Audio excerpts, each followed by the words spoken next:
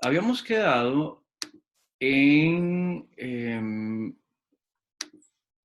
los temas relacionados con ya la filosofía como un ámbito específico de lo filosófico que estamos reconociendo como un ámbito práctico, ¿verdad?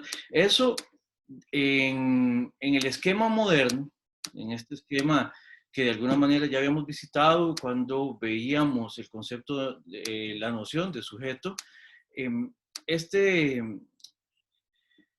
esta división entre la filosofía que va de lo teórico a lo práctico, realmente en la modernidad adquiere un cariz bastante particular, del cual nosotros podemos decir que todavía seguimos derivando muchas consecuencias, por decirlo de alguna manera.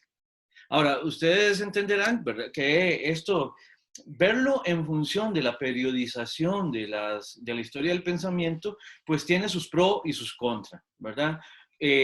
Sus pros es que, obviamente, cuando nosotros hablamos de los periodos y de las nociones clave para leer los periodos, pues obviamente nos estamos instalando desde cierta perspectiva, ¿verdad?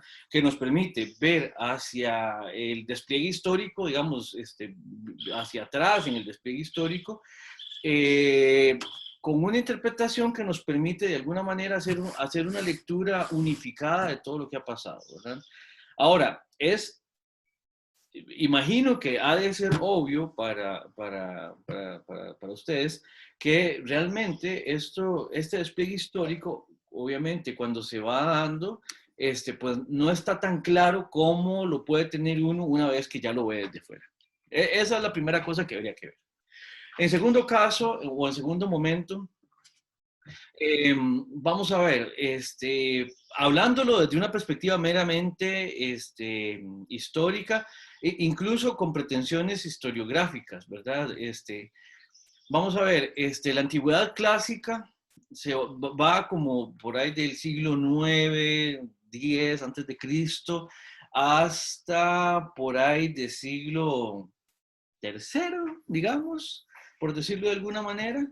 Este, Cuando ya uno empieza ahí a reconocer en siglo tercero el inicio con el inicio de la patrística y todo esto, ahí ya estamos reconociendo lo que en los periodos históricos se conoce como la Edad Media, ¿verdad? Después, a partir de ahí, tenemos un periodo que va como desde el siglo tercero, quinto, hasta el siglo no sé, tal vez 16, no sé, depende también cómo es que sitúe uno las líneas, ¿verdad? Y depende también si uno quiere meter el Renacimiento más hacia la ilustración, hacia la modernidad que hacia la Edad Media, ¿no? Este, pero vean que son dos periodos que son básicamente mileniales, o sea, casi 1000 años cada uno. Realmente la modernidad, tal como nosotros la estudiamos, son 2 siglos, ¿verdad? Siglo XVII, siglo XVI, digamos, uno puede tirar un poco más para atrás, siglo XVI, siglo XVII, definitivamente, ¿verdad? Y siglo XVIII, ya llega un momento en que ya hacia finales del siglo XVIII ya uno empieza a ver todo lo del romanticismo que ya he mencionado muchas veces. Y a partir de ahí, pues entonces uno ve un cierto quiebre, ¿verdad? Después de la Ilustración, ya uno pues empieza a ver que empieza otro periodo. Y siglo XX definitivamente ya uno pues ve un periodo donde la posmodernidad está bastante instalada y habría que ver cómo diablos definir esto que ha pasado en el siglo XXI, ¿verdad? Pero aún así, metiéndonos desde la modernidad hasta hoy, pues han pasado, ¿qué? 4 siglos, una cosa así por el estilo. Todavía nos faltaría bastante como para ver un periodo propiamente hablando. Entonces, no, quienes estamos situados en siglo XXI, decir que realmente le podemos dar la espalda así tan fácilmente a ideas tan importantes como las que pasaron en siglos XVII, siglo XVIII, todavía podría incluso uno decir que es algo prematuro. Y se los digo así, nosotros seguimos todavía instalados en la modernidad, ¿verdad?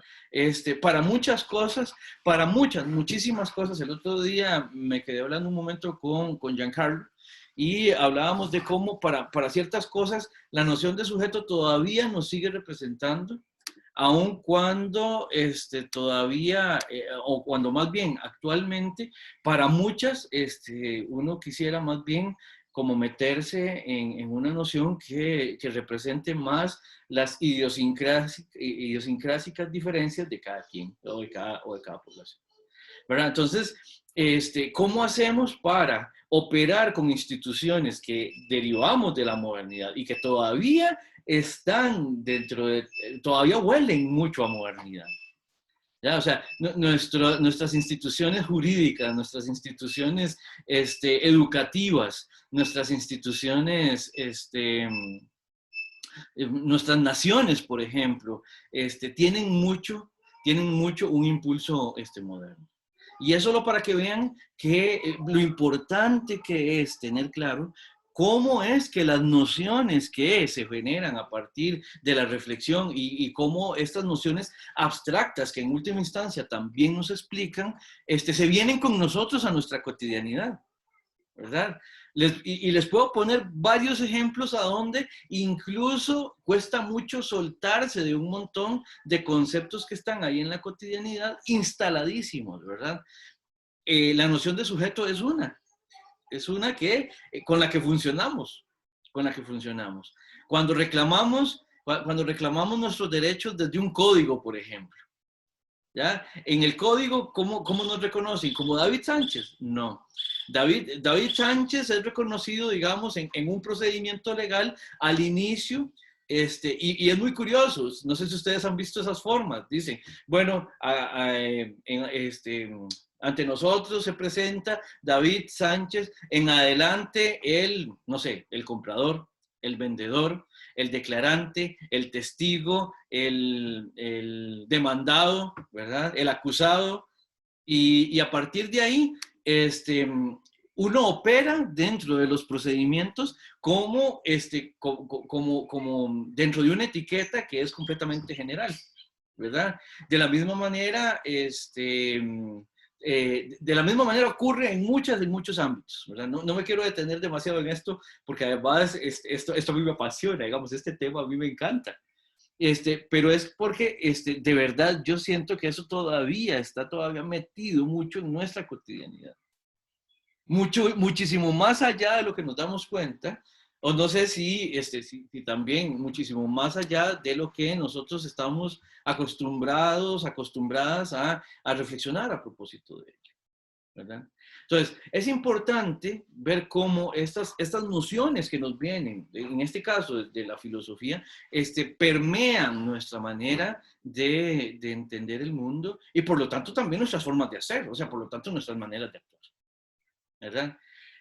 Esa decisión entre teoría y práctica, hasta en los refranes las vemos metidas, digamos, ¿verdad? Haga lo que le digo, no lo que yo hago, ¿verdad? No sé, cosas por ejemplo, ¿verdad?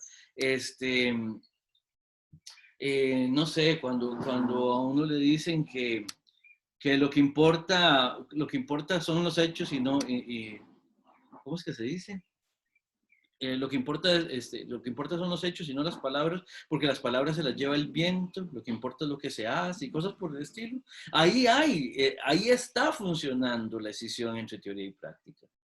Y muchas veces el asunto es que la modernidad nos enseñó, podríamos discutir si para bien o para mal, pero la modernidad nos enseñó a pensar que en lo teórico está algo así como la posibilidad de referirnos a las cosas, al deber ser, dicho sea de paso, tal como idealmente se presentarían. Y después, en la práctica, vemos las cosas tal como las podemos hacer, tal como las podemos llevar a cabo. O sea, incluso podemos decir que hay una decisión tal cual.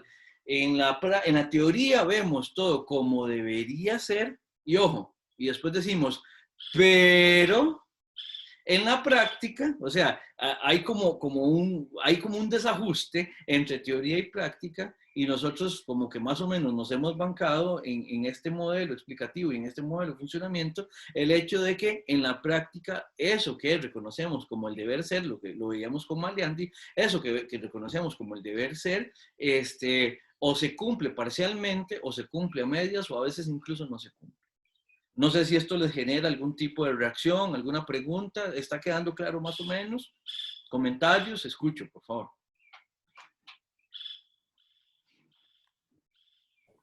Profe, tuve que apagar la cámara porque se me queda muy pegado.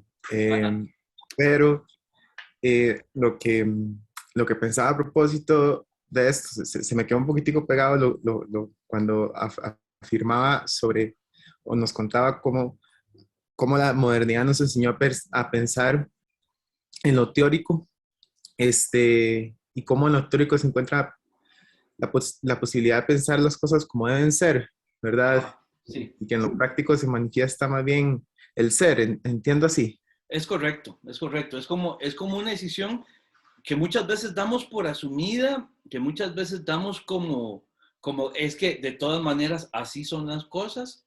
Y no sé si eso lo podemos incluso leer como una especie como de pesimismo funcional u operacional de la decisión moderna entre teoría y práctica. No sé, esta tal vez una manera de interpretarlo, ¿no? Podría haber otras.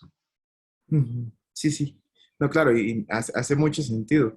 De hecho, bueno, a propósito de la aplicación que estamos preparando en grupo, estaba leyendo un poco sobre desde la filosofía latinoamericana, desde la colonialidad del poder, cómo es que se analiza esta constitución de la modernidad y específicamente del sujeto moderno, ¿verdad? Porque de repente, y bueno, nosotros, al menos mi primer acercamiento, ¿verdad? A estos conceptos, grandes conceptos modernos como el de sujeto, lo hacemos desde un plano abstracto y teórico.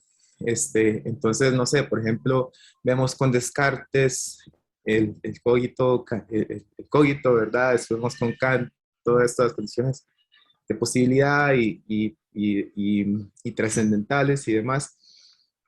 Pero creo que de repente la modernidad también como que olvida que todas estas abstracciones han surgido en un contexto y en un marco de relacionabilidad y de relaciones de poder que, del que adquieren sentido, ¿verdad? Entonces, en ese sentido, las lecturas que se hacen de la filosofía latinoamericana, de cómo este sujeto moderno se constituyó fundamentalmente con, con con una alteridad absoluta, que es la otredad que presentan las poblaciones latinoamericanas, Uh -huh. se encuentra fundado, digamos, en un desconocimiento de la humanidad de estas personas que se encontraban en este hemisferio, ¿verdad? Entonces, Claro. o sea, me parece, o sea, muy importante tener esta división entre lo teórico y lo práctico para tener más que todo claridad en cuanto al uso de los conceptos y demás.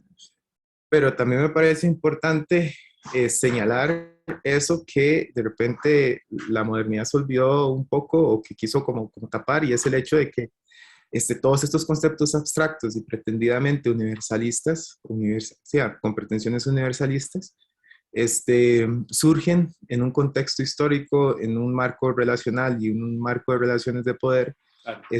determinado que, que sí, que en efecto sí terminan desbocándose en la práctica, pero que tienen siempre ese raigambre, digamos, ¿cómo es que le decía Nietzsche? Pedestre, ¿verdad? Uh -huh. Que es algo muy, muy terrenal, digamos. Es como eso que pensamos tan elevado y universal, en realidad tiene sus orígenes. Y también otra frase de Nietzsche que me parece muy buena, que es esta de pudenda origo, ¿verdad? De que tienen un origen,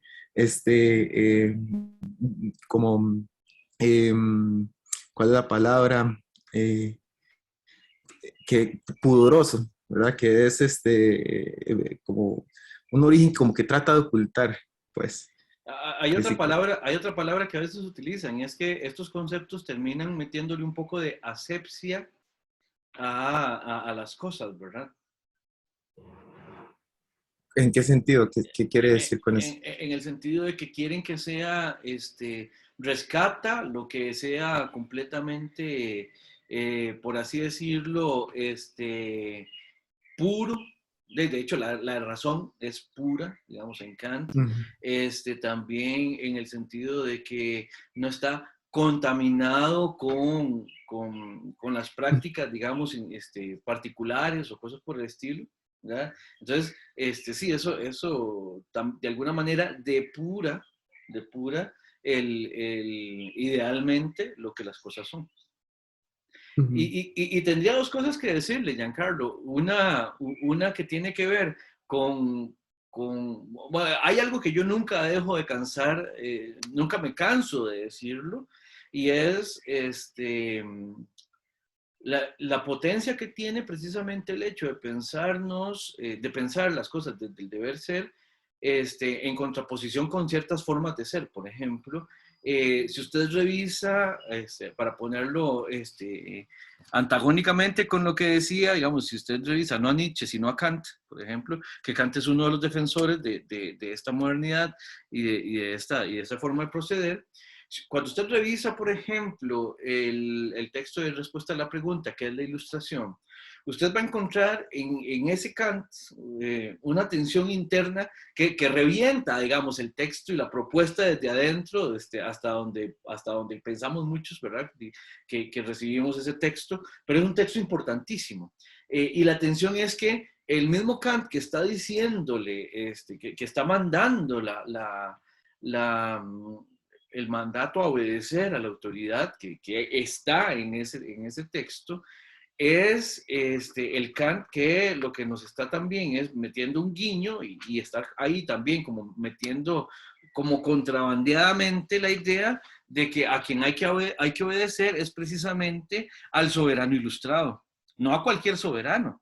En un momento donde venimos de tener problemas, digamos, con el absolutismo, por ejemplo, ahí nomás en Francia, digamos. Y Kant ahí lo que está es rescatando, por ejemplo, la noción de sujeto para que precisamente a partir de ese deber ser, en el sentido de que todos los sujetos deben reconocerse como iguales o como igualados precisamente, todo el mundo debería entenderse como igualado precisamente porque todos somos sujetos, eso aplica incluso para el soberano. Ya no hay un soberano que esté por encima del súbdito en ese sentido. Ya no hay un soberano que sea distinto del súbdito en ese sentido. En sus peculiaridades van a ser diferentes, definitivamente. Pero vea que ahí hay un intento, podemos discutir y podemos criticar todo lo que ustedes quieran a propósito de si eso se logra o no, pero ahí hay un intento de hacer que las diferencias particulares no pesen en la relacionabilidad de los sujetos. O sea, incluso el soberano vale lo mismo que un plebeyo porque los dos son sujetos. Luego, obviamente, con las diferencias de poder, con las diferencias económicas, con las diferencias educativas y simbólicas y todo esto, pues sabemos que es claramente evidente, aunque esto puede ser una redundancia, pero es evidente que como individuos no son iguales. Pero dentro de esa abstracción que usted está mencionando, hay la posibilidad que es para el tiempo de Kant inédita de poder reconocer que un plebeyo y un noble y un soberano, un monarca, son exactamente lo mismo. Y esto, por ejemplo, vea esto, y esto en la modernidad opera en muchos ámbitos, véalo en el sentido religioso. Siempre se ha reconocido a Lutero como un protomoderno, sino como un moderno, digamos, en el sentido de que una de las reformas, una de las tesis que Lutero clavó en las puertas de la iglesia fue el hecho de que todo creyente, o sea, el sacerdocio universal de los creyentes, todo creyente debería ser sacerdote, en el sentido de que el sacerdote era en el esquema católico y en el esquema, digamos, del Antiguo Testamento también, el sacerdote es un intermediario privilegiado entre la divinidad y el resto de la gente. Y los luteranos luchan por interpretar a partir del pasaje de que cuando supuestamente en la crucifixión de Cristo, cuando Él muere, el velo del templo se rasga, el velo lo que cubría era el lugar a donde se suponía estaba la presencia de Dios, y eso no lo veía todo el mundo, eso lo veía solamente el sacerdote. Cuando el velo se rasga, Lutero dice, en ese momento se rompió esa forma de hacer. Entonces ya no necesitamos a un sacerdote que sea un intermediario privilegiado. Y ahora, y ojo, y esto es, de nuevo, esta noción ecualizante, por decirlo de alguna manera, de sujeto, operando también en Lutero, diciendo todos los individuos deberían tener acceso a Dios directamente. Ya no necesitamos de un sacerdote y por lo tanto eso resquebraja la institución. Y eso es moderno, es muy moderno. También eso permite el ingreso de las personas, por ejemplo, a la lectura directa del texto bíblico, que antes era problemático. Recuerde que son los luteranos también los que inician con la traducción de la Biblia del latín a las lenguas vernáculas, ¿verdad? Entonces, por un lado, tenemos esto, y todo esto lo estoy diciendo, Giancarlo, como un aporte que me parece importante de estas nociones abstractas universalizantes de la modernidad. Esa era la primera cosa que le quería decir a propósito a lo que usted decía. Por otro lado, nosotros no podemos ser ciegos a esto que usted estaba diciendo también. Nosotros, digamos, y aquí me refiero a nosotros, latinoamericanos, costarricenses, que estudiamos en la Universidad de Costa Rica, etcétera, como lo quieran ver, ¿verdad? Nosotros tenemos que reconocer una cosa, y es que esa modernidad, una de las características que tiene es que esa modernidad es europea. Es europea, es eurocéntrica, es pro-europea, y eso es muy, muy, muy fuerte también. ¿Por qué? ¿Se acuerdan cuando yo les decía, la noción de sujeto surge como algo que funciona universalmente, pero aplican restricciones? Bueno, pues resulta que nosotros, latinoamericanos, ¿ya? Si nos leemos o si leemos simplemente a las propuestas modernas, muy probablemente vamos a estar en la lista de excepciones. Vamos a ser parte de esos asteriscos a los que aplican restricciones, ¿verdad? ¿Por qué? Porque nosotros somos, en el mejor de los casos, somos periferia de Europa, ¿verdad? ¿Por qué? Hablamos un idioma europeo, fuimos afectados directamente, influenciados directamente por Europa, pero no somos Europa, ¿verdad?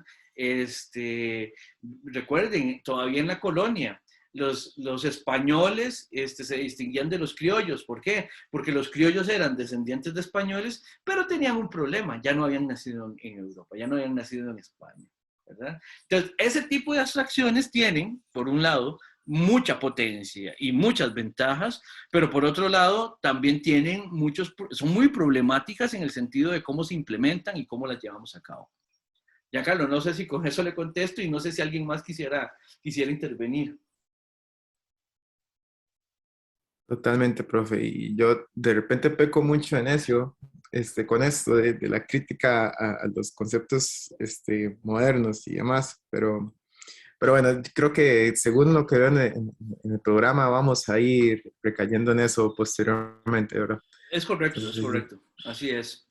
Vean que aquí en la lámina tal como la tenemos en este momento, en la presentación, tenemos ese mundo en el que nos desarrollamos, en el que estamos, en el que operamos, en el que actuamos, y lo vamos a explicar, y de repente esto es una explicación meramente analítica. Recuerden, recurrir a una distinción meramente analítica es cuando por medio de conceptos hacemos una distinción de algo que en su operatividad realmente no está escindido.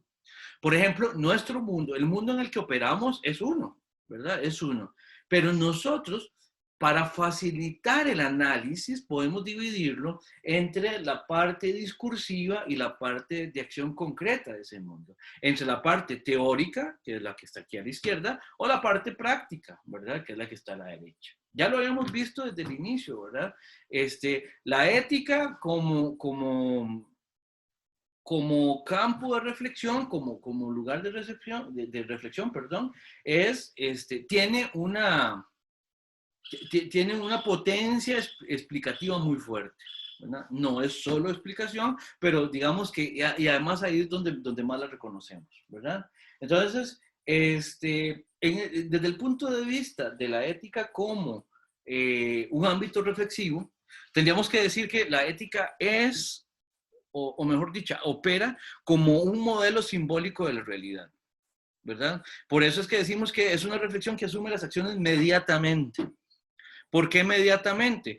Porque no es directamente las acciones, sino que se distancia de ellas como analítica y reflexivamente, ¿verdad? Analizar reflexiva y analíticamente es en sí mismo una acción, efectivamente, pero es una acción que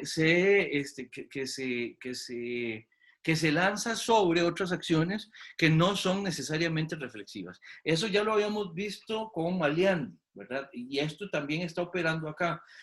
Podríamos incluso decir que en el cuadro que habíamos visto con Maliandi, en el diagrama que habíamos visto con Maliandi, cuando hablábamos de la ética prereflexiva, estábamos hablando de ese ámbito sobre el cual la ética viene a operar como una explicación. Y en tanto se distancia de ese ámbito prereflexivo, según los términos de Mariandi, entonces por eso es que decimos que opera inmediatamente, ¿verdad? Ahora, una característica que tiene la ética en este sentido, la moderna, la ética de la crítica de la modernidad, es que busca fundamentos. Hemos hablado acá del fundamento moderno por excelencia, que es la razón, ¿verdad? Y ya no quiero seguir insistiendo en esto para no cansar demasiado, digamos. Pero la modernidad también busca muchos fundamentos. Bueno, lo que podemos preguntar es si esto es un rasgo característico de la modernidad o si más bien lo que uno debería hacer es en cada entorno determinado ir y buscar cuáles son los fundamentos mediante los cuales opera. En la modernidad, bueno, sucede que estos fundamentos son racionales, relacionados con con la racionalidad y con la reflexividad racional, ¿verdad? Pero tiene que ver con un montón de otros fundamentos, ¿verdad? Los fundamentos como valores, cada época tendrá valores también puntualmente determinados. Bueno, la ética moderna también los tiene. ¿Cuáles son otros fundamentos? Bueno, todos aquellos que están a la base de las interpretaciones y de las explicaciones operan para nosotros como fundamentos en el sentido metafórico del término fundamento. Digamos, la metáfora es constructiva a todas luces, ¿verdad? Y esa metáfora aparece en un montón de reflexiones como ejemplo. Lo podemos ver en Descartes, la podemos ver en Kant, la podemos ver en mucha gente, ¿verdad? ¿Qué quiere decir esto? Que el discurso, o sea, la teoría que tenemos sobre este mundo, es reflexivo y opera mediante fundamentos. Y muchas veces de lo que se trata es de clarificar cómo esos fundamentos, y aquí ya estamos manejando los dos ámbitos a los cuales nos estamos refiriendo. Por un lado, podemos buscar los fundamentos mediante los cuales actúa la gente, ¿verdad? Para poder describirlos, y también podemos aclarar cuáles son los fundamentos teóricos mediante los cuales nosotros explicamos esos fundamentos, ¿verdad? ¿Se entiende? Es por un lado una explicación y después podemos distanciarnos más para hacer una explicación sobre la explicación. No sé si esto queda claro, si tienen alguna duda con esto.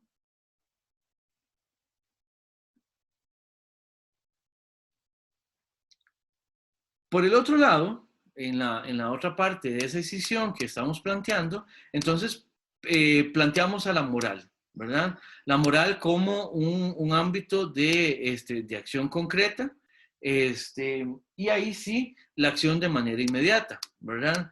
En ese sentido, recuerden que estamos entendiendo ética y moral, en principio, como costumbre. ¿Se acuerdan que eso lo aclaramos etimológicamente en las primeras sesiones de clase?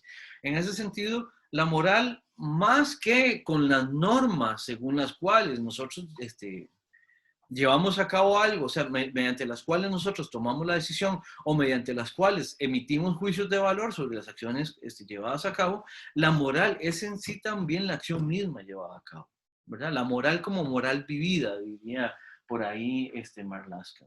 Y una vez que eso se convierte en regla, pues sí, por supuesto que prescribe la acción, ¿verdad? Entonces, por eso es que es importante tratar de ver cómo es que nos situamos en el mundo, ya sea en la parte teórica o en la parte práctica, y más adelante en la clase también vamos a ver cómo esto se convierte además en lo que vamos a llamar ética aplicada, ¿verdad? Esto va a ser importante. Recuerden, si tienen alguna duda, algún comentario, pues nada más intervienen, por favor. Profe, Adelante, por favor. una consulta, digamos, ¿cómo se podría hacer, digamos, ponemos que ética y moral, digamos que sería bueno como ponerla por cada sociedad, porque como dices, cada año se va cambiando y cada sociedad es distinta. Para para unos algo es bueno y para otros no, ¿verdad? Pero depende de dónde viven. Sí. Entonces, ¿cómo se podría, por así decirlo, como renovar esas cosas, digamos, como para que en cada sociedad mejore, digamos? Porque al fin y al cabo es para mejorar la sociedad, supongamos. Sí, vamos a ver, lo que pasa, Johanna, Johanna o Johanna. Joana. Johanna, ok, Johanna. Lo que pasa es que habríamos que ver qué es lo que estamos entendiendo por mejorar esa sociedad. Digamos que simplemente cuando estamos hablando acá de las acciones, ¿verdad? Pues propiamente hablando, uno lleva a cabo las acciones, ¿ya?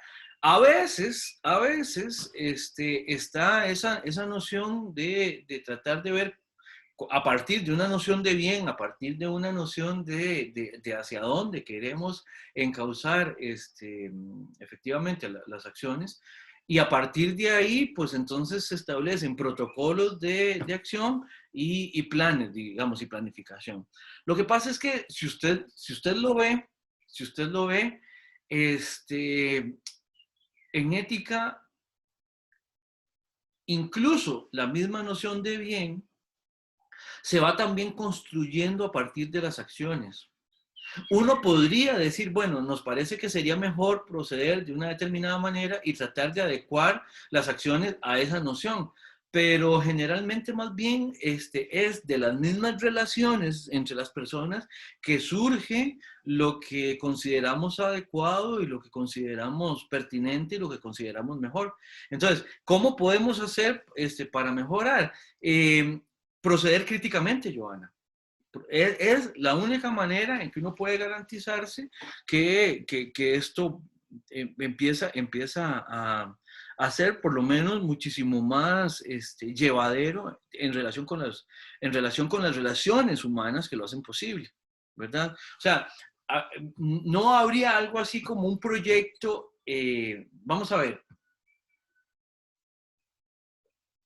incluso, vamos a ver, cuando ha habido proyectos éticos, digamos, así como hacia mejor o lo que sea, eso mejor es demasiado grande. Y muchas veces el asunto es que ese mejoramiento no se puede pensar en función de contenidos específicos. Por ejemplo, y disculpen, pero es que yo trabajo mucho Kant, entonces es de donde saco más ejemplos. Kant, cuando dice que lo mejor en relación con el proceso de ilustración, el proceso de que la gente tome a la razón como el criterio preponderante, Kant lo que dice es, a futuro, ¿qué es lo que tenemos que hacer? Pues seguir avanzando en esto, que cada vez la razón sea más la fuerza motriz de los proyectos. O sea, entre más actuemos, entre más racionalmente actuemos, mejor van a ser las cosas, ¿verdad? Pero Kant no se comprometió con ningún tipo de contenidos. Él decía, bueno, si actuamos más racionalmente, las cosas van a ser, los sujetos van a ser más libres y las cosas van a ser mejor. ¿Cómo? No se sabe, ¿ya? Pero ahí el criterio es seguir avanzando en este proceso. Entonces, ¿y cómo se hace eso? Bueno, pues asumir críticamente cada vez, cada vez que reflexionamos ante esto, tiene que ser una reflexión que sea crítica. Tenemos que recibirnos a nosotros mismos críticamente. Si no, las cosas o no mejoran, o no cambian o no mejoran. No sé si con eso más o menos le contesto. Como ven, no es una cuestión de contenidos, es una cuestión de buscar fundamentos, principios que operen de manera positiva, digamos, para la interacción entre los individuos y también para la reflexión, o sea, para que tengamos más herramientas reflexivas para evaluarlo. Joana. Sí, profe, y de hecho, lastimosamente al final, bien asociado lo que menos hay es personas críticas, ¿verdad? Entonces, Vea, esto es casi un cliché, pero voy a recurrir a un cliché, ahí me disculpan, pero muchas veces a uno desde la escuela le dicen que la gente que no piensa es muy funcional, ¿verdad? Para el status quo, ¿verdad? Y como le digo, es un cliché porque eso al final de cuentas es una gaveta donde cabe casi que cualquier cosa, pero no por eso deja de ser cierto, digamos, es un cliché, pero no es gratuito, ¿verdad? Sí, sí, potenciar personas con pocas herramientas simbólicas, muchas veces en lo que redunda es en una acrítica asunción de todo, ¿sí? Sí, sí, yo coincido con eso, ¿sí? Es funcional, digamos, para ciertas cosas es funcional. gracias. No, no, con mucho gusto, gracias a usted, gracias a usted. El otro día escuchaba a un personaje, él precisamente, yo no suscribo mucho, bueno, digamos, yo no soy fan de él, pero lo escuchaba, porque uno escucha muchas cosas, ¿no? Y él es una personalidad, hasta donde entiendo, bastante conservadora, ¿verdad? No es especial, no es ni de izquierda ni nada por el estilo,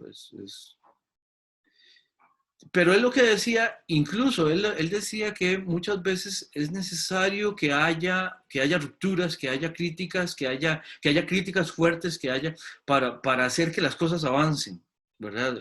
Ciertamente, porque si nos quedamos solamente con la versión conservadora, las cosas simplemente siguen siendo lo que son, se siguen,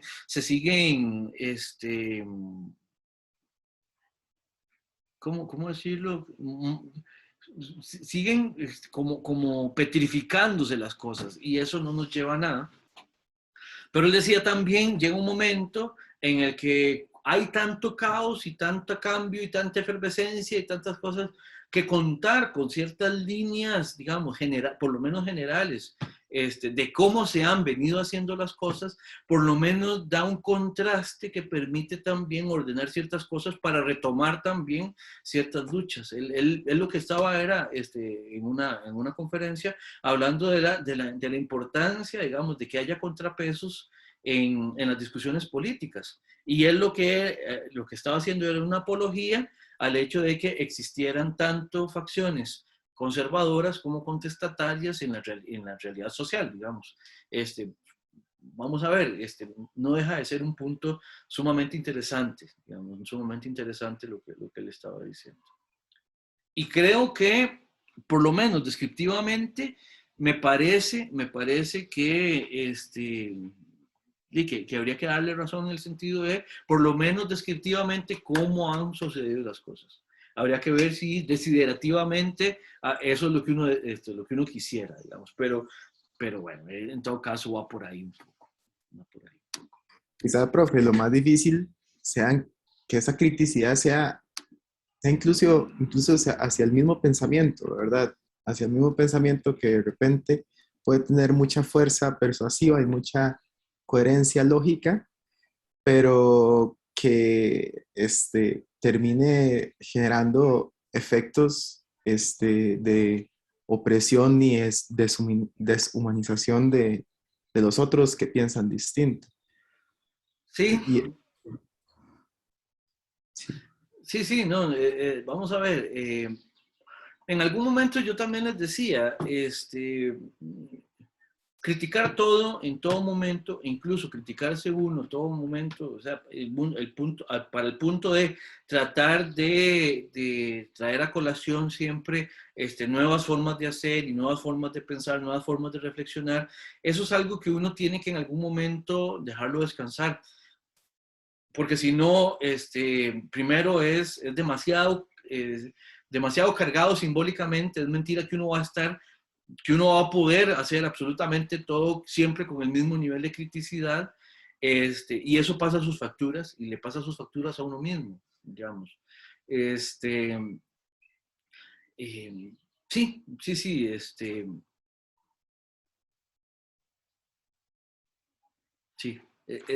es como que una vez que la crítica se instala, ¿verdad? E instala una forma novedosa de hacer, pues nunca hay que perder de vista que esa nueva forma de hacer ahora es a lo que tenemos que dirigir nuestras miradas críticas. Lo que pasa es que a mucha gente le pasa que una vez que instaura una nueva forma de hacer, piensa que ya con eso es irremediablemente y para siempre crítico, ¿verdad? Voy a poner un ejemplo extremo. Es lo que le pasa muchas veces a los movimientos revolucionarios, ¿verdad? O lo que ha pasado con movimientos revolucionarios, que una vez que reoperan las formas de hacer en una sociedad, instauran unas nuevas y después se olvidan de que incluso esas nuevas formas de hacer tienen que ser revisadas también, porque ahora como cuentan con el poder que antes no tenían, el problema es que dar a criticar eso es soltar ese poder, ¿verdad? Eso también es un problema. Y eso también hace que sea muy difícil y muy caro, simbólicamente caro, simbólicamente muy pesado, ¿verdad? Claro. Bien, entonces veamos en este sentido esta labor crítica de la filosofía, ¿verdad? La labor filosófica aquí, Cortina se refiere a cuatro cosas. Por un lado, la filosofía del concepto. O sea, vamos a ver, en la parte teórica que acabamos de ver acá al lado izquierdo, el concepto el concepto desde la antigüedad tiene una función crucial y es de alguna manera fijar explicativa y epistemológicamente aquello sobre lo cual estamos reflexionando, ¿verdad? Recuerden, en la antigüedad teníamos aquella preocupación, digamos, en los presocráticos, en el mismo Sócrates, en el mismo Platón, en Aristóteles, toda esta gente, teníamos esta preocupación de cómo poder estar, cómo poder tener seguridad de lo que conocemos del mundo si es que las cosas están en constante cambio. Bueno, el concepto aporta esa seguridad. ¿Por qué? Porque el concepto en principio se mantiene bastante estable, incluso a pesar de los cambios que uno ve en la cotidianidad. Eh, un buen ejemplo de esto lo podemos traer a colación desde la química, por ejemplo. Yo no sé si ustedes recuerdan la teoría de los gases ideales, cuando uno los ve, yo los vi en el colegio, los gases ideales. Sí, o el comportamiento ideal de los materiales, ¿verdad? Voy a poner un ejemplo de este segundo ámbito, ¿verdad? Aquello de que el agua hierve a los 100 grados y se congela a los 0 grados. Bueno, eso es cierto en general y en ciertas condiciones, ¿verdad? Pero entre más altura haya, con la variación en la presión atmosférica, el agua empieza a hervir a menor temperatura, ¿verdad? Y eso a uno no se lo explicaban en el colegio. ¿Por qué? Porque uno simplemente, porque también es que la variación es muy pequeña. La variación es muy pequeña como para considerarla. O sea, uno puede no considerar esa variación y seguir operando adecuadamente con el agua, digamos, desde el punto de vista del conocimiento que tenemos de ella. Entonces, ven que convertimos el comportamiento del agua en un concepto, ¿verdad? El agua, entonces terminamos con esta noción de que el agua hierve a los 100 grados y se congela a los 0, ¿verdad? Y para efectos de orden práctico, ese concepto sirve. La realidad es distinta, pero el concepto sirve. Es curioso, pero así operan nuestros modelos representativos de la realidad. En filosofía eso no es distinto, ¿verdad? Llega un momento, con una diferencia, o al menos aquí sí tenemos que traer a colación una diferencia importante, y es que nosotros nos estamos dedicando acá, el curso es sobre ética y política, estamos hablando sobre fenómenos que no se mantienen constantes en el tiempo. O sea, el agua, tal como la conoció Tales y tal como la conocemos nosotros, es lo mismo, ¿verdad? Pero las relaciones sociales se han cambiado. Digamos, lo que entendemos como sociedad, nosotros, nosotras, no es lo que entendía como sociedad Tales, ¿verdad? Entonces, a nosotros el objeto de estudio nos está cambiando constantemente. Y entonces tenemos el problema en filosofía y en ciencias sociales en general de que con conceptos que pretenden, que tienen una pretensión de estabilidad epistemológica, con ese tipo de conceptos tenemos que referirnos o nos estamos refiriendo a fenómenos, a objetos de estudio que son dinámicamente cambiantes y que siempre están en un constante cambio. Por eso es que para quienes nos dedicamos a la filosofía o nos dedicamos a las ciencias sociales, estar revisando los conceptos es crucial. Y la labor tiene que ser crítica a propósito de lo que decía Giancarlo, ¿verdad? Pero entonces, ven, ¿qué es lo que pasa con esta filosofía del concepto? Bueno, aquí hay un supuesto epistemológicamente fuerte, ¿verdad? Que la filosofía debe aclarar y justificar racionalmente lo verdadero, lo correcto y lo bueno, que son importantes para la ética, ¿verdad? Por otro lado, tiene también que, y esto es lo que les estaba diciendo, como nuestro objeto está cambiando tanto, entonces tenemos que curarnos de cualquier dogmatismo. La filosofía crítica de la modernidad, por lo menos en teoría, se decía fuertemente crítica de cualquier tipo de dogmatismo. Ningún dogmatismo es en principio adecuado al pensamiento crítico, ¿verdad? Habría que ver ya en la operatividad de las teorías y de los conceptos qué tan cierto es eso. Con una lectura un poco pesimista, yo les puedo decir que, bueno, muchas veces, incluso las filosofías que se pretenden críticas, terminan también sucumbiendo, digamos, ante ese canto de sirenas que es la estabilidad epistémica de los conceptos, ¿verdad? Y a partir de ahí se vuelven dogmáticos o dogmáticas las propuestas a propósito de ciertos contenidos, ¿verdad? Y eso es, en cierto sentido es triste, digamos, cuando uno ve que una propuesta que empezó con mucha potencia, digamos, disruptiva, termina después asumiendo también cierto nivel de dogmatismo. Por otro lado, tenemos también que la filosofía, en tanto que... Hacia adelante.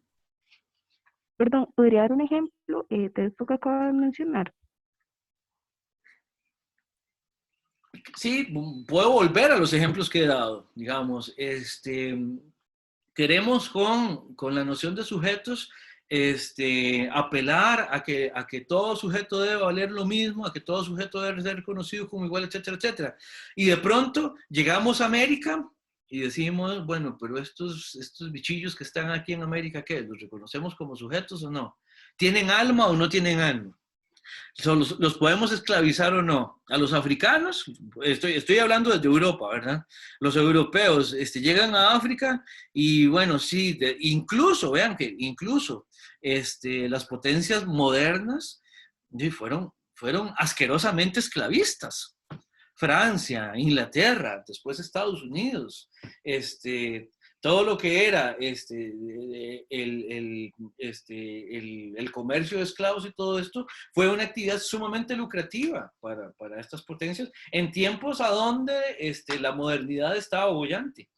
Entonces, ahí hay un ejemplo, ¿verdad? Donde formas de hacer, digamos, donde una Europa donde una Europa que está generando conocimiento científico del mundo, que está rompiendo con un montón de esquemas, llega a ciertas explicaciones o a ciertos funcionamientos y ahí se le cae la capacidad de reconocimiento de los otros como iguales, por ejemplo. Por eso es que todos somos iguales, pero con los africanos hacemos excepciones. Con los que nos encontramos en el nuevo continente, hacemos excepciones. ¿Por qué? Porque nos conviene, entre otras cosas, ¿verdad? Entonces, ese es un triste ejemplo, Valentina, pero podría haber muchos, podría haber muchos. Gracias. Con muchísimo gusto, gracias por su pregunta. Bueno, entonces, la filosofía, bueno, para que esto no pase, de verdad tiene que ser crítica. Lo que pasa es que para nosotros es muy fácil, es evidente que tenemos que criticar lo que pasó con con estos conceptos cuando llegaron a América, ¿verdad?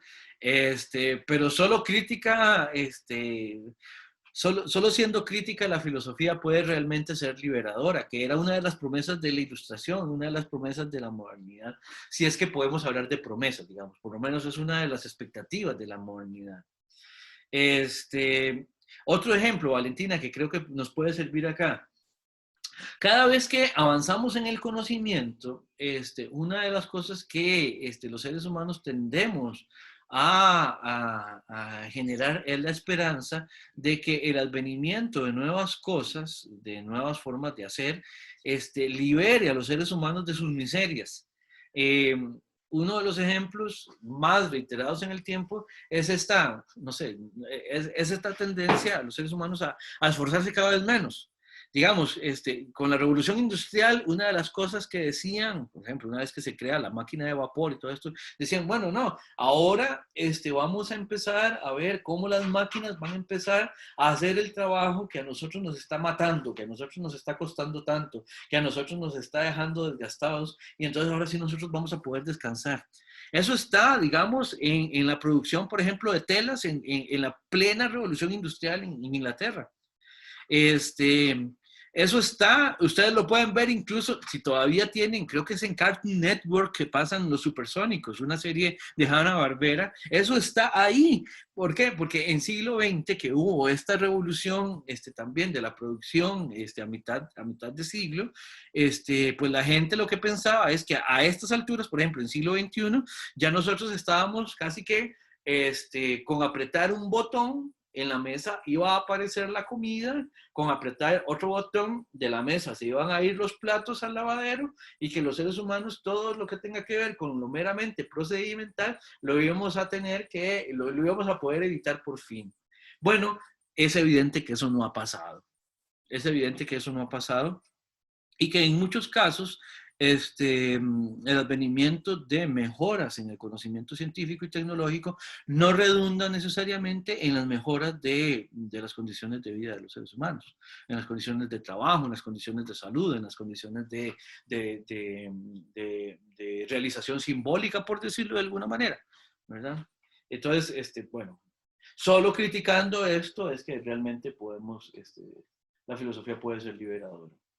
Y la filosofía práctica, digamos, tiene que ser liberadora, ¿verdad? Es ahí donde se explota su potencia liberadora, ¿verdad? ¿Por qué? Porque de alguna manera, ven que aquí están en diagonal, ¿verdad? La filosofía práctica también lo que hace, o lo que debería hacer es también evidenciar es cómo ese concepto se va quedando corto, se va quedando estrecho, se va quedando rígido, ¿verdad? En principio, la filosofía práctica debería tener entonces un cariz muy liberador, precisamente por eso. Esto es más o menos lo mismo, ¿verdad? Por un lado, a la izquierda de esta lámina tenemos lo que es meramente conceptual, lo que es más o menos teórico, y por otro lado, a la parte izquierda, donde ahí dice tarea filosófica, es, bueno, ¿qué es lo que tiene que hacer la filosofía? Ya a todo esto nos hemos referido de alguna manera en el curso, ¿verdad? Pero realmente a lo que quiero llegar es a lo que sigue para ir cerrando esta primera parte de la clase. Veamos dos cosas simplemente de esto y nos vamos a la pausa y después lo terminamos cuando volvemos. Vean que en este sentido la filosofía lo que asume es ciertas cosas. Por ejemplo, vean, el concepto fundamenta universalmente. Eso es muy moderno, ya lo hemos explicado, ¿verdad?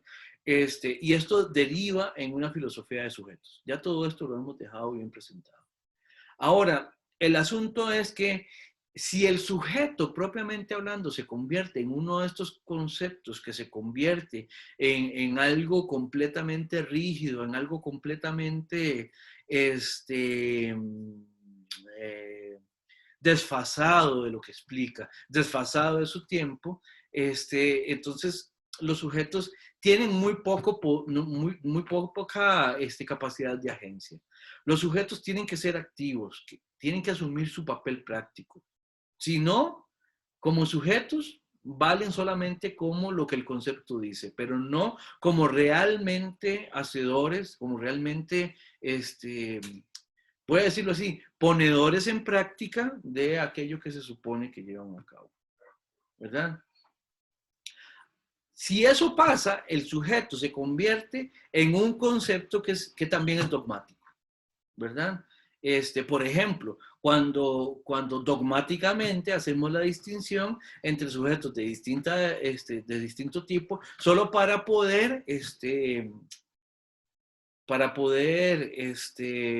usar, para poder beneficiarnos del uso de otros. Por ejemplo, lo que pasó con la esclavitud en África, en América Latina, en Estados Unidos, etc. Bueno, en todo el mundo, la verdad. ¿Verdad? ¿Por qué? Porque el dogmatismo mata al sujeto. ¿A cuál sujeto? ¿Al del concepto? No, al sujeto agente, al sujeto que actúa. ¿Verdad? ¿Por qué? Porque si el sujeto se queda simplemente anclado en lo que dice el concepto, entonces pues no puede ser agente, no puede proceder. Si ya todas las preguntas están respondidas, entonces el sujeto ya no tiene nada que preguntar. Y dejó de ser agente, dejó de ser alguien que pregunte, alguien que genere preguntas. Si ya todas las respuestas están dadas, el sujeto ya no es sujeto, porque no está preguntando, no está respondiendo.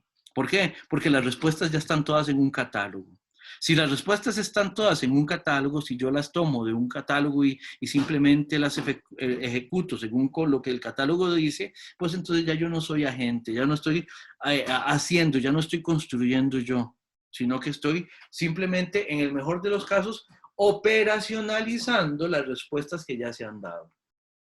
Y yo ni me preocupo, ¿verdad? Y eso me convierte ya no en un sujeto propiamente hablando, crítico, sino simplemente en un sujeto concepto, ¿verdad? Completamente anquilosado en el concepto.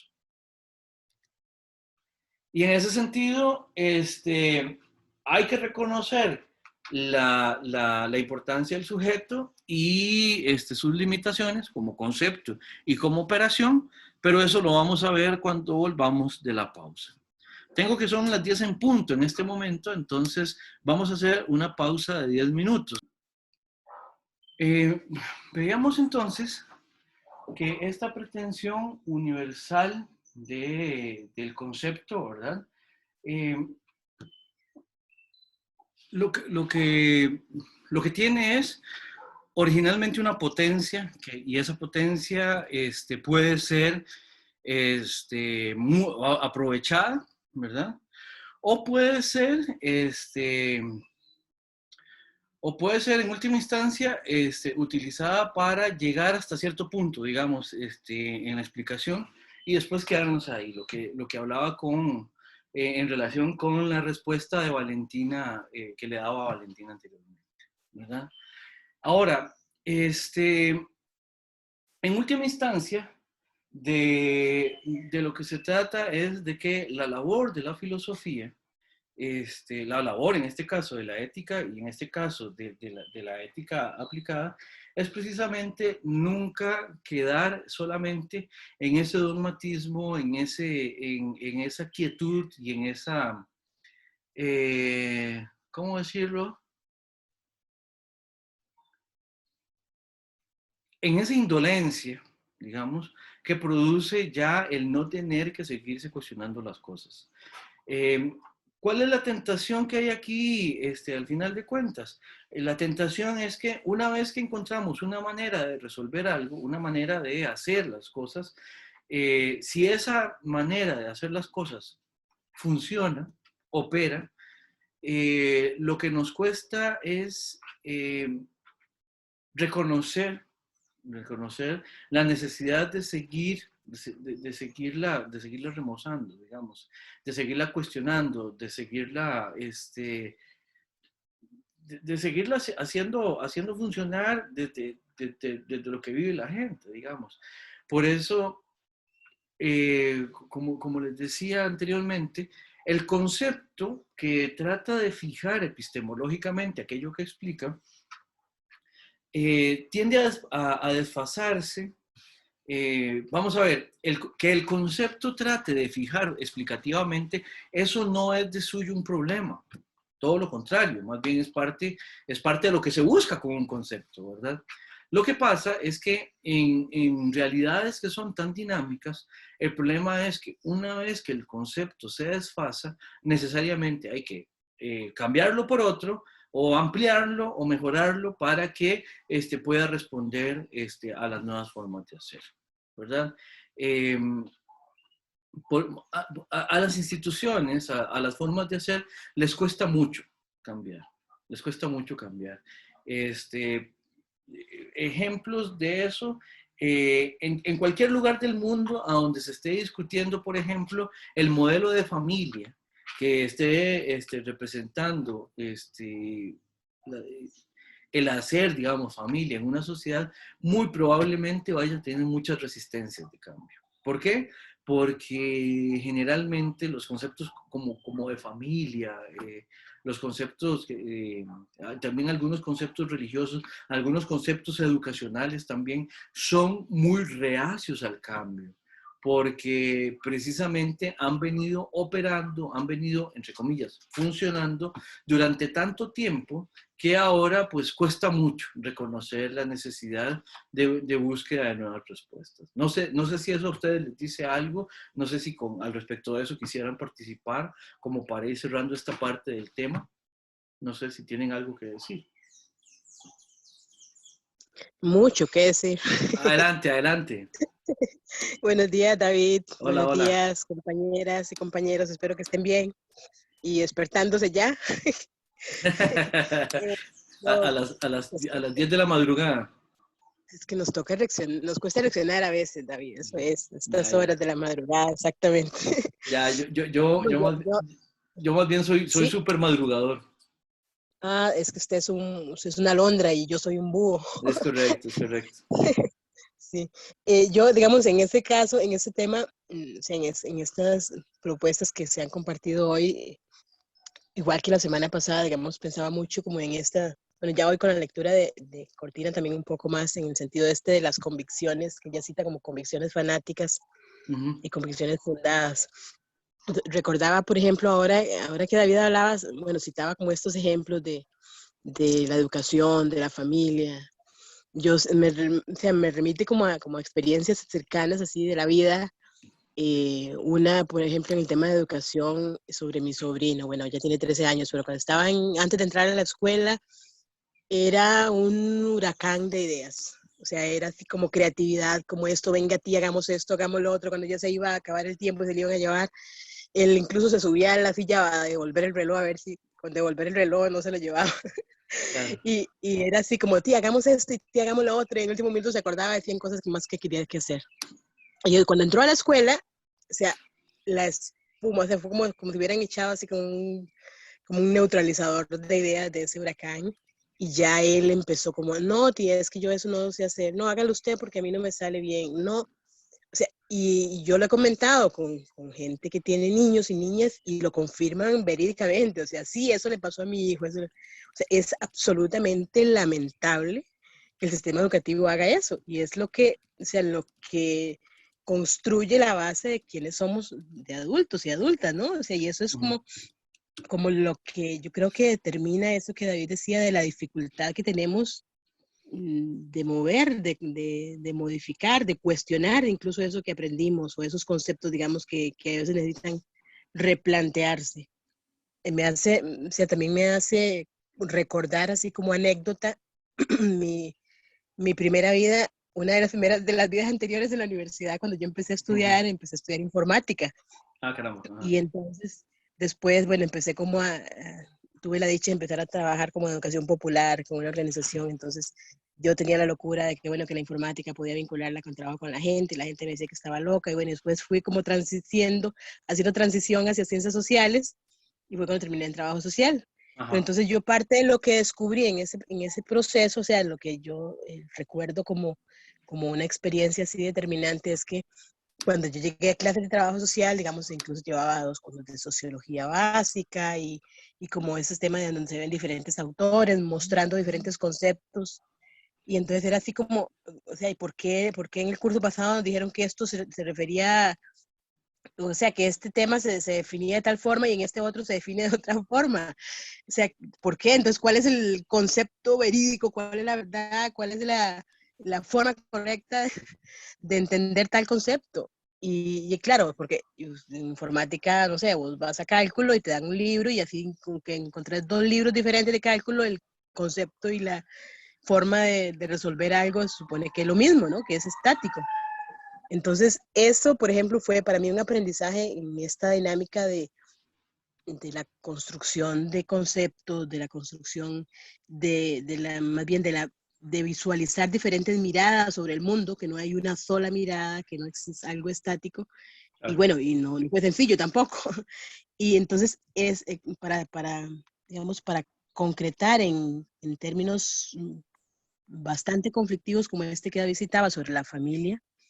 Tenía una imagen por ahí que estaba buscando, quería compartir y se me fue, desde la semana pasada me acordé de ella, que es sobre esta discusión de los valores tradicionales familiares, ¿no? De las familias tradicionales y de esta discusión vigente absolutamente, ¿no? En estas luchas sobre modelos de familia y sobre valores perdidos.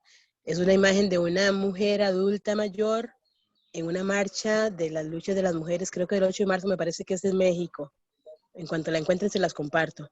Y entonces la mujer lo que trae es un cartel y lo que intenta desmontar es esta idea de que las familias antes eran tan sólidas, que duraban tanto los matrimonios, que las mujeres aguantaban tanto. Y el cartel de ella dice algo así como que no era amor, que el silencio no era amor, que era como miedo, alguna cosa así, ¿no? Claro. Entonces es absolutamente, o sea, una propuesta desde la propia vivencia que desmonta, digamos, ese tipo de conceptos. Me parece que por ahí, como esta provocación también de percatarnos de qué son convicciones fanáticas y también un poco lo de que Adela Cortina plantea ahí como la idea de que, bueno, digamos que desmontar no sé, como las propuestas de que hay que tolerar ciertas cosas no está reñido con el tema también de fundamentar las instituciones críticas. Sí. Claro. Eso. Gracias, David. No, hombre, gracias a usted, Alejandra. Importantísimo, importantísimo.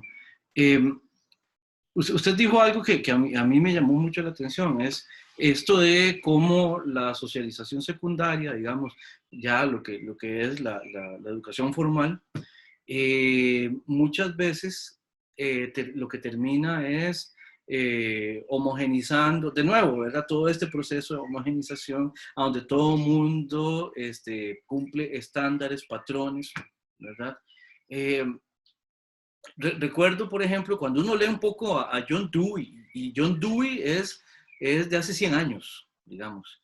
John Dewey fue uno de los que tuvo una gran idea, ojo la gran idea, ¿verdad? Una de las grandes ideas que tuvo John Dewey fue, cuando llegó a los salones de clases, fue hacer que las mesas se movieran.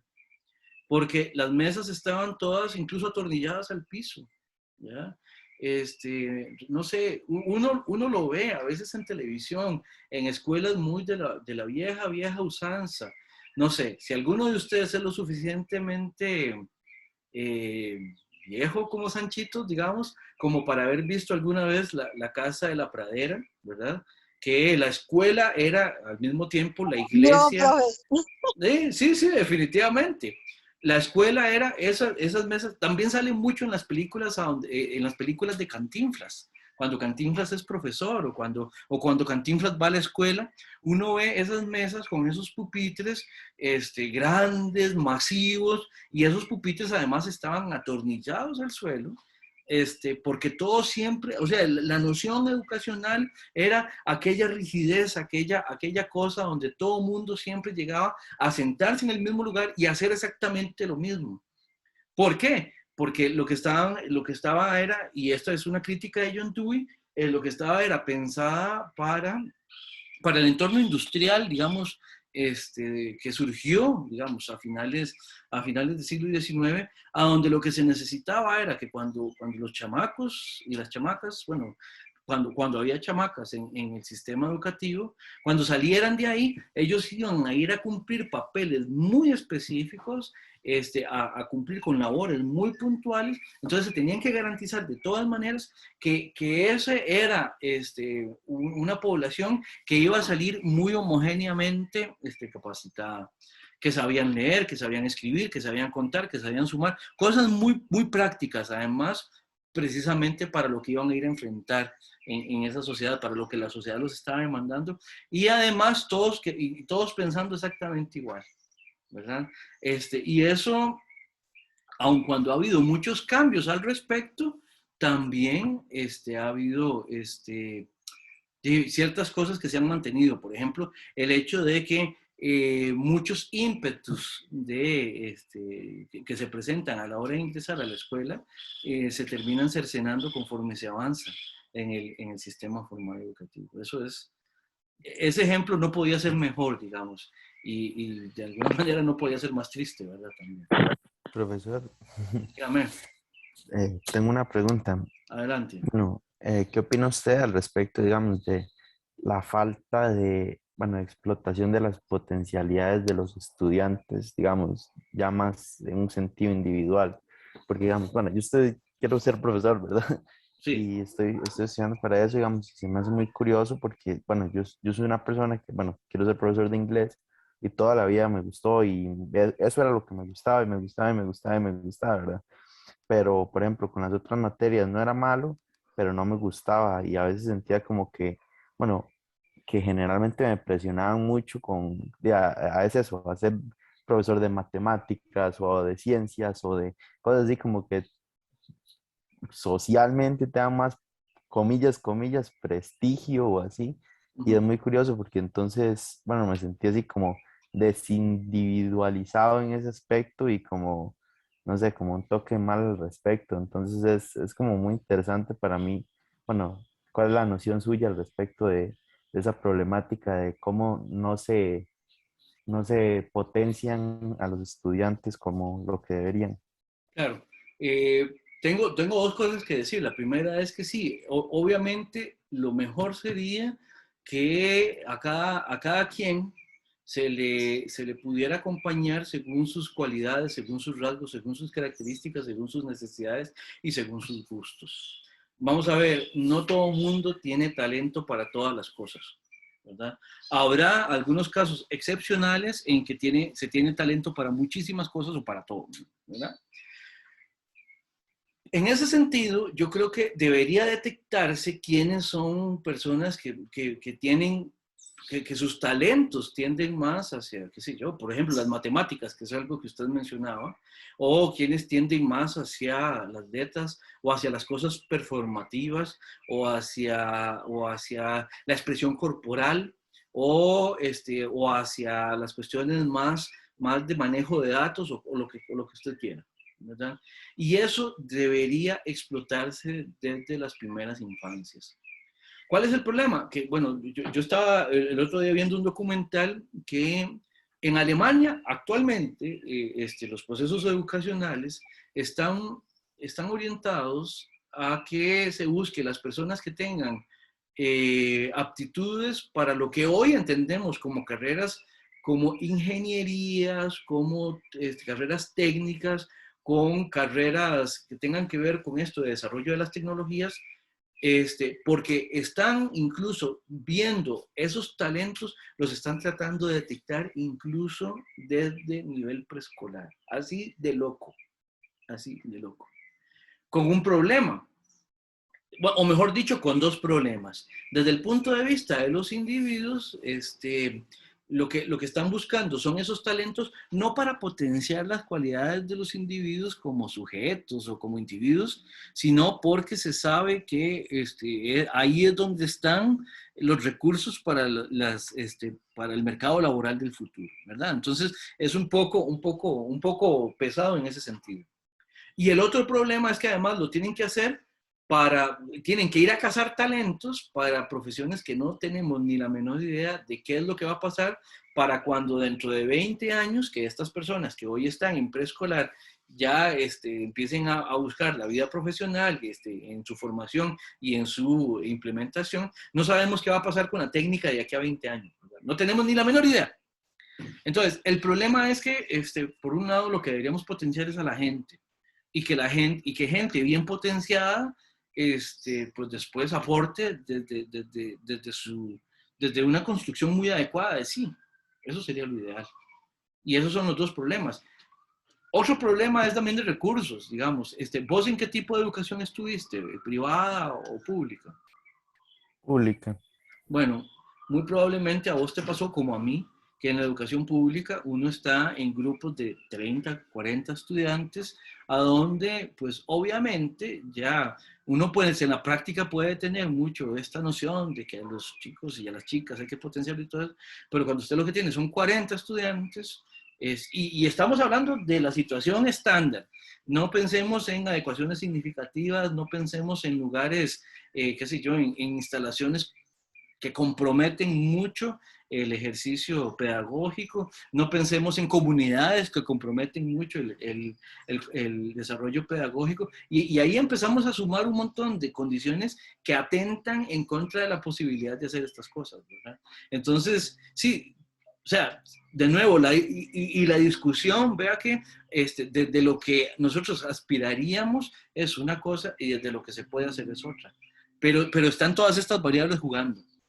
Y ahí, pues sí, veo por dónde va tu pregunta, pero también, o sea, también veo por dónde va la posibilidad de implementar una respuesta que sea más o menos sensata. No sé si con esto te respondo un poco. Sí, excelente, profe. Sí, me parece muy interesante, conversar acerca de este tema.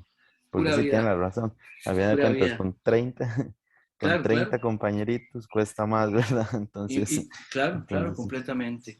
Elizabeth. Sí, profe, en cuanto a eso que dicen de la educación, por ejemplo, los maestros ahora, digamos, mi hija en primer grado, yo la ponía a practicar más y ella sabía más, leer más fluido que los otros. Entonces la maestra me mandaba notitas, no a la adelante, no la ponga a practicar en la casa. Y yo, Claro. y tengo una anécdota, profe, el semestre pasado, yo llevé lógica argumentativa. Sí. Y las clases eran virtuales y había una pregunta, bueno, yo la digo de forma sencilla, pero era como de 6 oraciones, un problema, y el profesor nos preguntó a todos los 30 estudiantes que cuál era la respuesta. En resumen era, mi hija tenía 8 años el semestre pasado, sí.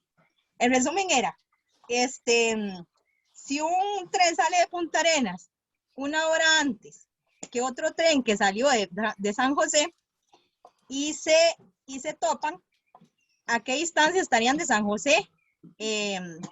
¿Cuál tren estaría más cerca de San José? Ajá. ¿Verdad? En el punto de intersección, Sí. ¿verdad? Sí. Ahí lo estoy diciendo fácil, ¿verdad? Pero la pregunta era más complejilla. Sí. Y habíamos 30 estudiantes, ya yo tengo 5 años de la universidad, digamos, y 2 cursos de lógica, y bueno, entonces yo la sabía, pero el resto decían, y no llegaban, y el profesor ya estaba así como que, ay, qué asco, la verdad, y mi hija al fondo dice, ya, pero si están en el mismo punto, están a la misma distancia de San José. Claro, por supuesto. Y todos los compañeros se quedaron así, y dice el profesor, espérese, préndame esa cámara, yo quiero ver a esa chiquita. Sí, claro. O sea, eso ya viene, o sea, desde chiquiticos, nada más que la misma sociedad es la que lo inhibe, ¿verdad? porque imagínense, ya hay 30 personas de universidad y ya habían un montón, digamos, de 20, como 20, digamos 20, no sabía la respuesta, y una chiquita de 8 sí.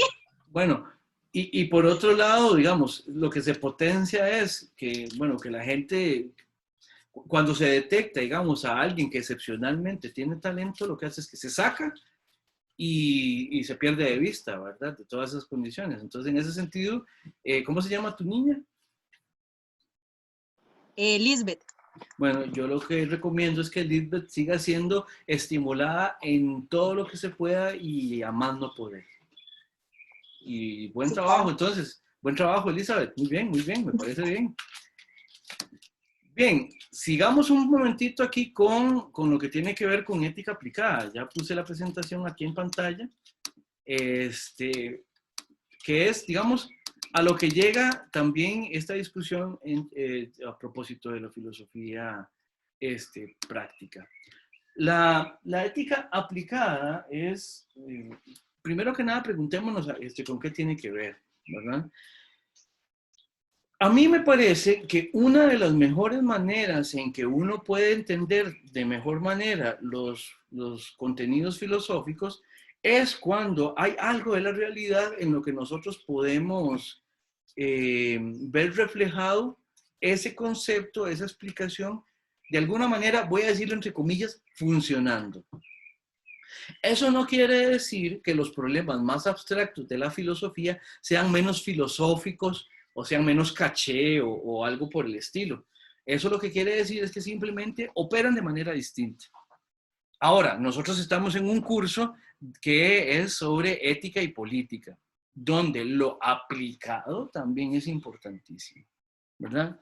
Entonces, aquí lo que tenemos que reconocer y lo que tenemos que entender es que tenemos propuestas que son conceptuales, por un lado, y por otro lado, entornos a donde esas explicaciones pueden implementarse. Entonces, por eso es que aquí hago esta contraposición, o se hace esta contraposición a partir de lo que exponen Cortina y Martínez, entre contenidos y método, ¿verdad? El método sería la manera en que se implementan estos contenidos en una explicación determinada, ¿verdad? Hay varias preguntas que son rectoras en relación con los contenidos. Por ejemplo, ¿qué es lo que explica una teoría determinada? O sea, ¿qué es lo que construye como objeto de reflexión? ¿Qué es lo que construye como objeto de estudio? ¿Por qué? Ahí tendríamos que apelar también a las condiciones de posibilidad, ¿verdad? Ya las habíamos visto, las históricas, las materiales, las simbólicas, ¿verdad? Y también ver cómo es que lo hace, ¿verdad? Y a partir de ahí, realmente es que nosotros podemos empezar a perfilar los objetos de reflexión.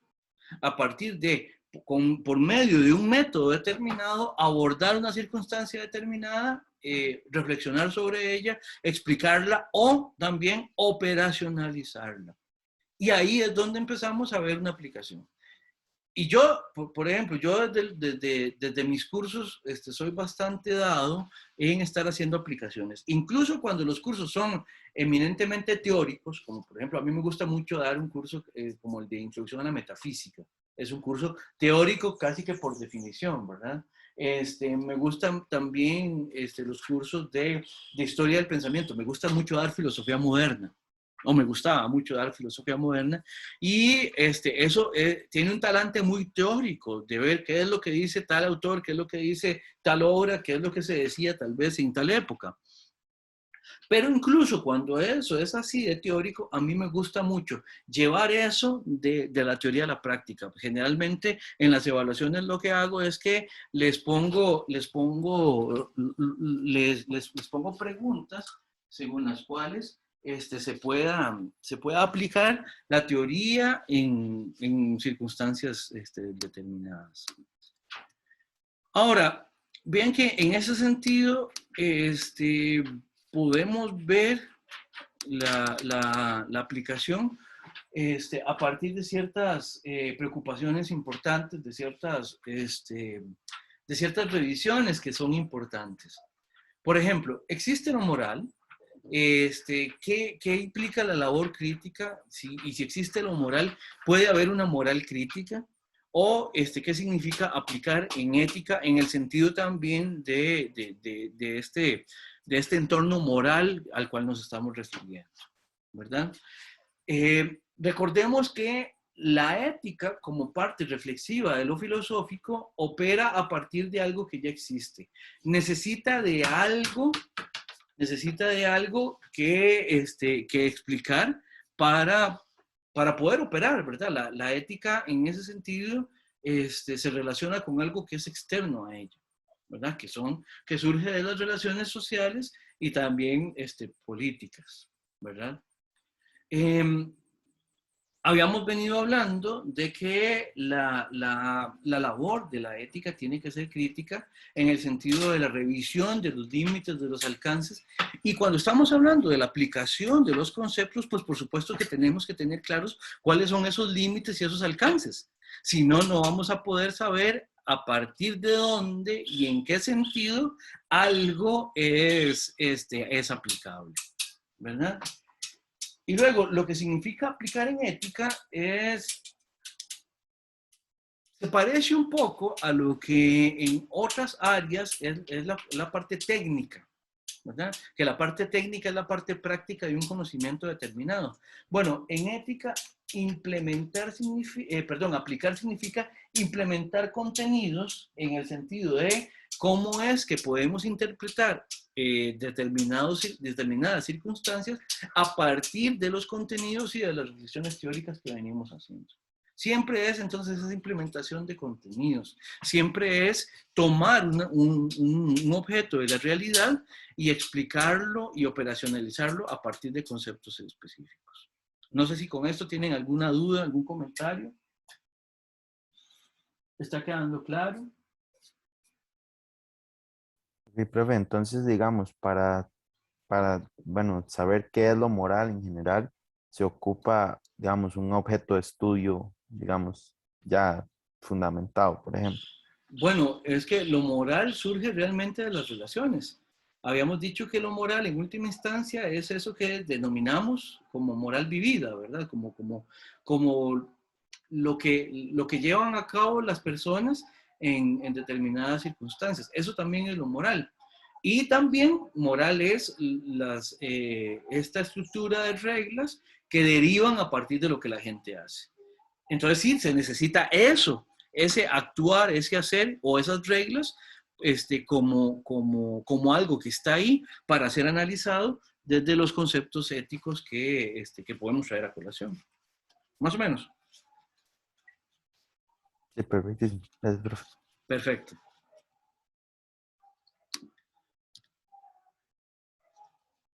Desde el punto de vista de lo metodológico, la ética aplicada puede explicarse desde dos formas procedimentales, que son las típicas formas procedimentales en lógica, ¿verdad? Lo deductivo o lo inductivo. En ética operamos deductivamente cuando una norma general opera y de alguna manera explica desde lo general los casos, aquellos a los cuales se refiere, ¿verdad? Por ejemplo, qué sé yo, las reglas de conducta ya establecidas. En algún momento los mandamientos que hablábamos con Bauman, ¿se acuerdan, verdad? Esos son reglas generales que actúan de alguna manera como una sombrilla que cubre las acciones posibles, los entornos posibles de acción. Por eso decimos que es deductivo. ¿Por qué? Porque va de la regla general a los casos específicos. Siempre que se va a generar un nuevo caso, opera en función o por mor de la regla. Ahí es donde tenemos una aplicación deductiva. Y eso es lo que denominarían estos autores casuística, ¿verdad? Casuística deductiva, ¿ya? Los casos remiten a la ley general. La ley general existe, digamos, en independencia de los casos. De la manera inversa, la inductiva, que en lógica va de lo particular a lo general, ¿verdad? la acción tiene que ver más bien con la búsqueda del hacer a partir de principios, pero es muchísimo más reducida en relación con la acción, en relación con, perdón, en relación con la universalización de la acción, ¿ya? ¿Qué quiere decir esto? Que lo inductivo tiene que ver con casos más particulares. A todas luces, yo creo que es evidente que aquí arriba, en la casuística deductiva, estamos ante una norma, ante una moral más de sujetos, más universal, y acá aún estamos en un nivel más individual y por lo tanto más de, bueno, más de individuos. Ahí la redundancia me ganó la partida, ¿verdad? Y aquí simplemente lo que tenemos que ver es cómo operan cada uno de estos entornos.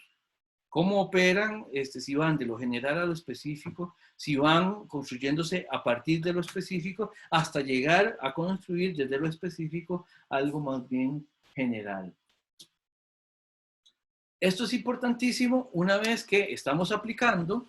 ¿Para qué? Para poder ver en los casos y en las circunstancias cuál es la dirección que podemos tomar. Y vamos, nosotros aquí estamos haciendo análisis ético también. Entonces, de repente, habrá ciertas cosas que para analizarlas podamos decir, bueno, aquí nos conviene actuar más bien deductivamente. Nos interesa más bien ver una regla a partir de la cual podamos explicar el caso. En otros casos, uno podría decir, no, aquí solo podemos actuar, en el mejor de los casos, remitiéndonos a lo meramente individual. Eventualmente, el análisis nos puede dar, a partir de muchos casos individuales, podemos empezar entonces ahora sí a explicar una generalidad. Y entonces ahí nos situamos más bien inductivamente. ¿Cuál sería un caso del primer tipo? Qué sé yo, llegamos y constatamos un problema, qué sé yo, en una comisión de ética constatan un problema de un proceder inadecuado según las normas profesionales, las normas del ejercicio profesional. Entonces, lo que se hace es que se revisa el código de comportamiento. Ahí hay una regla general a partir de la cual se va a analizar un actuar determinado. Estamos procediendo deductivamente. Por otro lado, cuando empezamos a ver que hay un montón de casos que no estaban recogidos en ninguna regla, cuando empezamos a ver que tenemos que resolver cosas que no habíamos resuelto antes, obviamente eso lo hacemos a partir de los casos individuales que se van presentando. Me pongo a pensar, por ejemplo, hace unos meses, yo creo que este ejemplo ya se los había dado, antes de empezar el semestre, se dio el caso de la primera persona trasplantada con un corazón, con un corazón de cerdo. El cerdo fue manipulado genéticamente para que ese corazón fuera adecuado para el trasplante en humanos y la persona tuvo una supervivencia de 2 meses más o menos. Vean, ese caso es único en la historia. Aun cuando apela a ciertas reglas generales, su singularidad hace que sea imposible meterlo dentro de una sombrilla que lo subsuma, ¿verdad? Entonces ahí tenemos un caso particular, del cual todavía no podemos generalizar nada. ¿Por qué? Porque es el único caso que tenemos en la historia de la humanidad de algo que haya ocurrido así. Cuando se empiece a investigar más a propósito de corazones de cerdo trasplantados a humanos, vamos a poder ir analizando los casos singulares en sus características y a partir de ahí, de lo singular, vamos a generar, vamos a empezar a ver un entorno más general de operación. Y entonces ahí procederíamos inductivamente. Pero es importante entonces identificar las circunstancias de cada uno de los casos y ver cómo es que se está resolviendo, cómo es que están operando los agentes, los actores, las variables, las circunstancias, etcétera, etcétera, para hacer aplicaciones. No sé si tienen alguna pregunta a propósito de esto. Esto lo vamos a seguir viendo a lo largo del curso, porque ya estamos en el momento en el que ya empezamos a ver cómo esta teoría que hemos venido viendo, ya la vamos a empezar a implementar de una manera más aplicada. ¿Preguntas, comentarios?